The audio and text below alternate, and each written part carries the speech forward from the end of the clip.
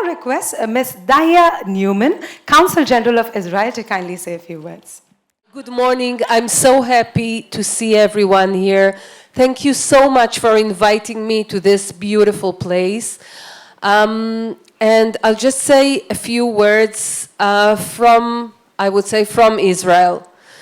So, and I'm going to start with something which is a little spiritual, but I feel it's the right this. So you might know that Israel is a Jewish country. We have other religions, but it's mostly a Jewish state. Jewish people have special rules about what they can and cannot eat. And there is a famous spiritual leader and also a professor at the university who recently said the rules of what we can and cannot eat were made some hundreds years back, and they had their justification then, and we still follow them.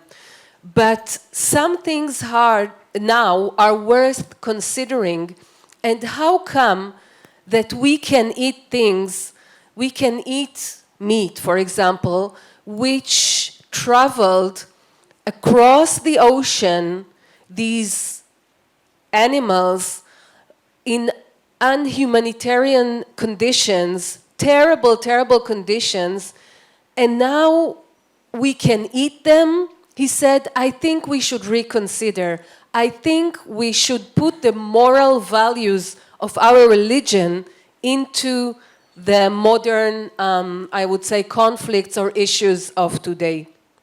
So that's an open discussion going on in Israel now. Moving from spiritual to technology, I would say there are maybe two things that Israel has an advantage to give to the world alongside other countries, but Israel is leading them. One is food waste, which was already mentioned here, which is a huge problem in many perspectives, from, of course, the injustice that it creates. People are hungry on the one hand, and there is food going to waste on the other hand. That's inconceivable. And also in terms of the energy which was used to create this food is now going to waste. And this involves also carbon usage and other things that we really want to avoid or make less and less.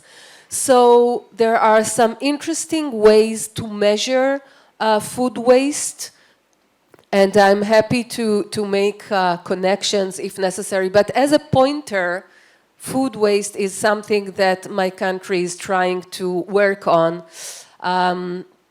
And the second thing I'm going to talk about is alternative protein. Some things are going on in Israel, as I'm sure in other places, which are like sci-fi. There are food tech startups working on creating, so India is a vegetarian country. But you are, of course, aware that most of the world is consuming meat more and more. And this creates many problems. I'm sure you know by now that the meat industry is polluting, I'm missing the words here, but is polluting the gases which we want to avoid, more than the transportation industry. So I'm sure you're all aware of that, but that's a little bit mind-blowing. So it's worse than planes and cars and, ships. It's worse. And there are beautiful things being done in my country on that, using amazing technologies, and the end product is either, I hope I'm not offending your feeling, but when I'm talking about meat, eating meat, is that okay? But you can have a meat dish which is not really it's either made of vegan origin or it was created in a lab without all the problems which the real growing of animals creates. So some things are going on. I'm not gonna get into all the details because I don't want to take all the time, but just say that this is pretty exciting. It also brings a very interesting financial opportunity for investments because this is a growing market. Even here in India, you can see if we move from alternative meat to alternative milk, you can see that was once just in the corner for very specific people who wanted almond milk or some other kinds of milk. Now it's getting more and more. Even at your office, maybe you would have alternative milk in your fridge now. So same will be for meat. As milk is growing, meat will also grow. You know that more and more people are becoming flexitarian, which means that they do eat meat, but they try to eat less and less for all the good reasons. And they need other things. So it's a financial opportunity. It's definitely a sustainable need.